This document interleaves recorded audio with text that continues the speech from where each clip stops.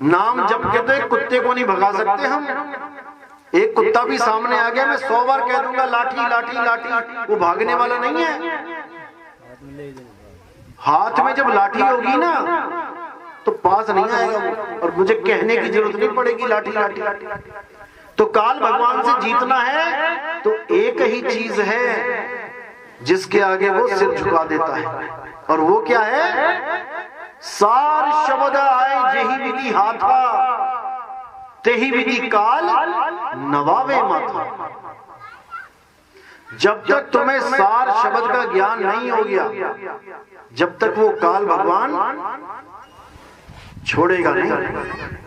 चाहे तुम किसी पंथ में चले जाओ, चाहे धर्मदास जी के पंथ में चले जाओ, सोचो 42 वंश हमें तार देंगे, वो नहीं जानता किसी 42 वंश को, वो एक ही चीज को जानता है, और वो है सार शब्द। साहिब कहते हैं शब्द कहे सो वंश हमारा, ना तो पड़ा काल की धारा। अगर मेरा शब्द है किसी के पास, वही मेरा वंश है। इस गलत फहमी में मत रहना कि साहिब ने वंश 42 की मोहर लगा दी, वंश 42 जिस दिन खत्म हो जाएंगे उसके बाद क्या होगा?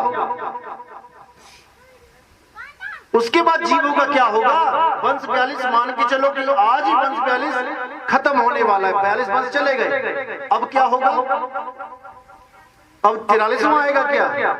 फिर 44वां आएगा क्या?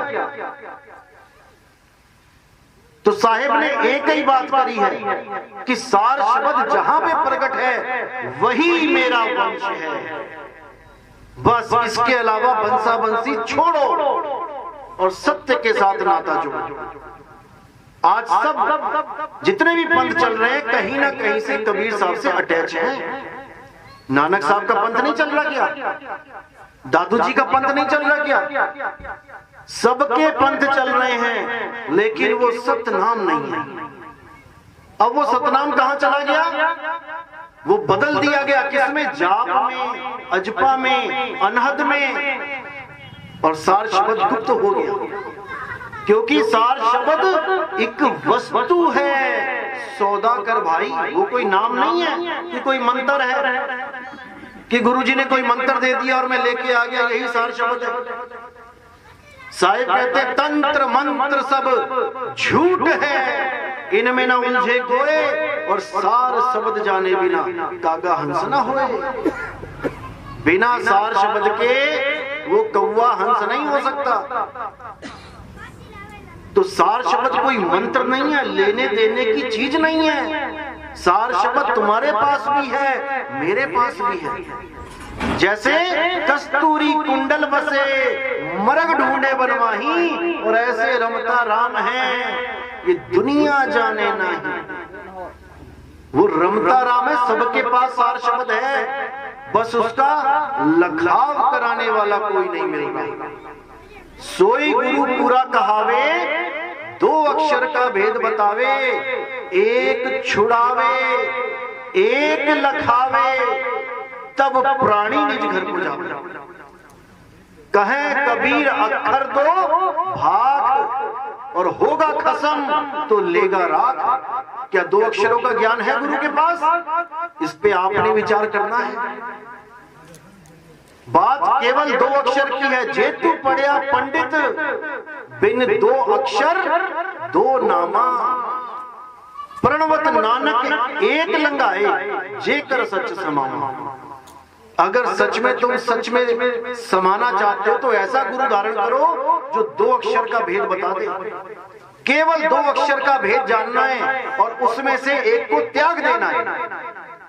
2 में से एक त्याग दिया, एक बचा। अब वही एक क्या है? तेरा एक नाम तारे संसार।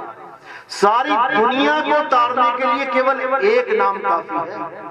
लेकिन यहाँ पे 4 नाम, 5 नाम, 10 नाम, 20 नाम। साहिब कहते कोटि नाम संसार में, इनसे मुक्ति ना होए।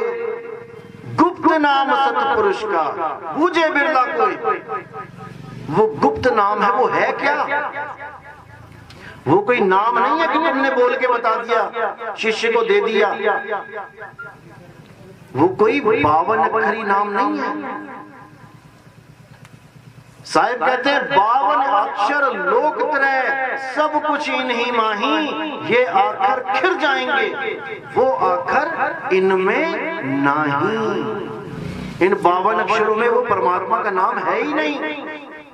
ये 52 अक्षर कहां से बनते हैं? होठ, कंठ, जीभ से। जितने मर्जी बना लो। तो साहिब कहते होठ कंठ लागे नहीं, जीव्या नहीं उच्चार, गुप्त वस्तु जो लख है सो है हंस हमार। उस गुप्त वस्तु की बात करी है, और वो गुप्त वस्तु केवल भेदी गुरु बता सकता है। अरे वस्तु कहीं ढूंढे कहीं, कैसे लागे हाथ, गुप्त वस्तु तब मिले, भेदी लीजिए साथ। और भेदी लीना साथ में दीनी वस्तु लखाए, कोटि जन्म का पंथ था पल में पहुंचा जाए। करोड़ों जन्म लग जाएंगे वहां तक पहुंचने में, अगर भेदी गुरु ना मिला, अगर ये मंत्र देने वाले गुरुओं के चक्कर में पड़े रहे। जपते रहो, प्यास लगी है पानी पानी जपते रहो। 1 साल जप लो, 10 साल जप लो, लाख साल जप लो, क्या गला गीला हो जाएगा? कभी नहीं होने वाला, क्योंकि पानी एक भेद है, जमीन के नीचे है, 100 फुट पे मिलेगा। गड्ढा खोदना शुरू करो, बिना जपे पानी मिलेगा। साधु भाई बिना सिमरन घर पाया, बिना किसी मंत्र वंत्र जाप के मैंने उस घर को पा लिया। साहिब कहते हैं वो को कहां ढूंढे रे बंदे, मैं तो तेरे पास में बोला है। ना मैं जप में, ना मैं तप में, ना एकांत निवास में, ना किसी जप में। क्या जप रहे हो? खुद ही से बना के नाम खुद ही जप रहे हो। किसने बनाई ये नाम? ये इसी जीवात्मा ने बनाए हैं। जब पहली बार इंसान इस दुनिया में आया, क्या वो बोलता था?